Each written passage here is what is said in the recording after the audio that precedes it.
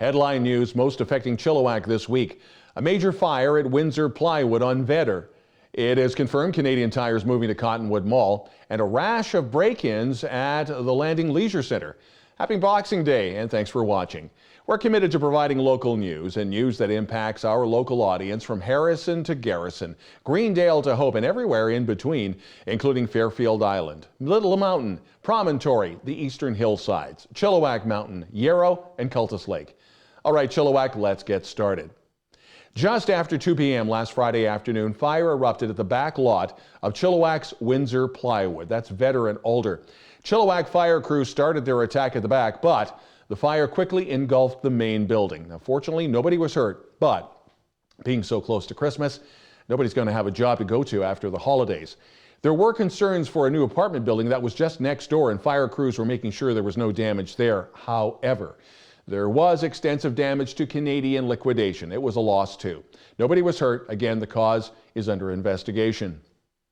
While rumored to be happening on social media for quite some time, Fraser Valley News and chillTV have confirmed that the Chilliwack Canadian Tire on Vedder and Knight will be moving just down the street to Cottonwood Mall. Now, the mall itself was purchased by Ontario-based Smart Centres Real Estate Investment Trust. However, the old Sears building is still and actually owned by Concord Pacific of Vancouver. Cottonwood Mall is going through a $30 million retrofit. That includes the once Zellers and Target store. That will be retrofitted to accommodate Save-On Foods. Sources have told chillTV the facelift should be starting in 2020, completion in 2021. Concord Pacific has not responded to chillTV's request for comment, and no word on what or who will replace the current Canadian Tire. Convicted three-time child killer Alan Schoenborn will ask for more freedom in 2020. In a post on Facebook from the family spokesperson Dave Tejera, quote, "The next BC Review Board hearing will be February 7th, 2020 at Colony Farm. That's where Schoenborn has been held since his conviction. This is the first review since the children's mom, Darcy Clark, passed away back in May. Schoenborn's children were murdered in their Merritt home in 2008. In 2010, Schoenborn was found not criminally responsible. And in 2017, a BC Supreme Court justice ruled he did not meet the criteria for a designation of high-risk accused."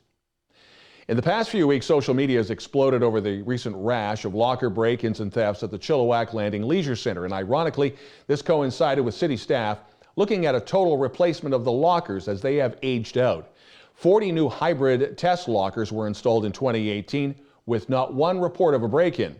At last Tuesday's council session, council approved the replacement of 534 lockers at both the Landing and Cheam Leisure Centres. That'll be a cost of $290,000.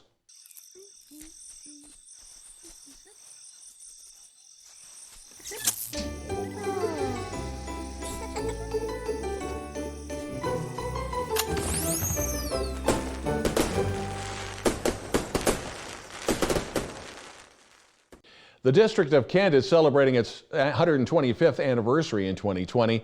Volunteers are needed to put this all together, and many activities are being planned, such as a Settlers Tea, a possible big band era concert, reviving the Taste of Agassiz food event, hosting a combined church open-air service at Pioneer Park, and having the mayor and council do a Heritage Council meeting in full costume. Period costume, having street art in the form of banners and doing heritage walking tours. The premier event will be the community homecoming. That'll be the long weekend of July 31st, August 1st, and August 2nd. Operation Red Nose rolling again. Their service helping you to get to and from your holiday celebrations safely. But this service does not run on inertia. Volunteers are needed, and that will include a criminal background check. New Year's Eve is the busiest time for them. For more information, email chilliwack@operationrednose.com. Also, BC Transit will have a full complement of buses on the road for New Year's Eve. However, unlike Abbotsford, buses won't be a free service for Chilliwack, Harrison, Agassiz, and Hope. Transit will be running on the Sunday service schedule. Finally, a tip of the hat to a longtime Star FM morning man, Scott Riley. He retired with his last shift back on the 20th. Kenny Jones will be joining Lisa Stevens starting January 6th, and they'll kick off that new morning show with a giveaway of a trip to Jamaica. Scott wrapped up a 40-year radio career, 34 years at the station that started as CHWK AM and then Radio Max and eventually Star FM. So congrats, Scooter. And when we return, sports.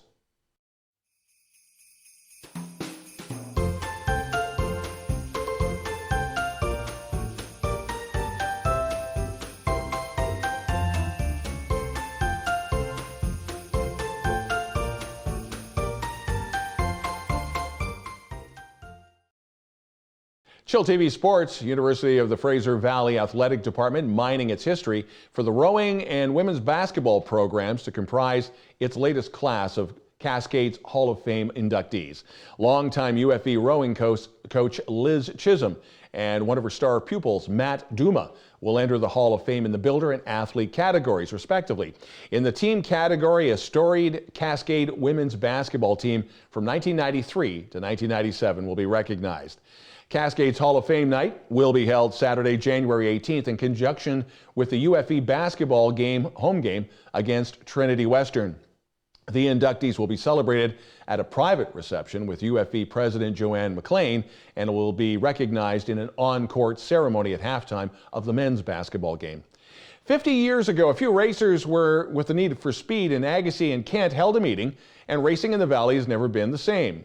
On New Year's Day, join the celebration for the annual New Year's bonfire and weenie roast at Agassiz Speedway. That'll be at noon till about 3 o'clock or so. Dress warm as you will be up in the mountains where the track is. Now in the summer, it's always warm and beautiful, but it can be chilly this time of the year. This is the kickoff for a year-long 50th anniversary celebration. It was like waiting for Christmas presents to be unwrapped in this case, and then waiting for the wrapping to go back on.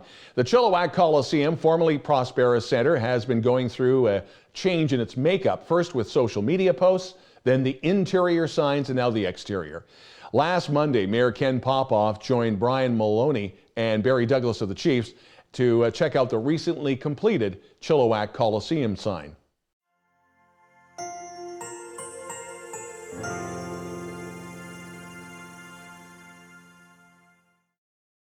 chillTV weather. The only snow we will see in the forecast is for the mountain passes. For Chilliwack and the eastern Fraser Valley, it's showers and the high of 7. And all the major ski hills are open thanks to that recent heavy snow. There are new chairlifts open at Manning Park and Sasquatch Resort. That's the area formerly known as Hemlock. Big White recently had a major fire at one of their buildings. However, that resort is open. Thanks for watching. We hope you and your family have a wonderful holiday season. And on behalf of chillTV, all the best of health and happiness in 2020. Happy New Year. And that's the news this week. I'm Don Lehn.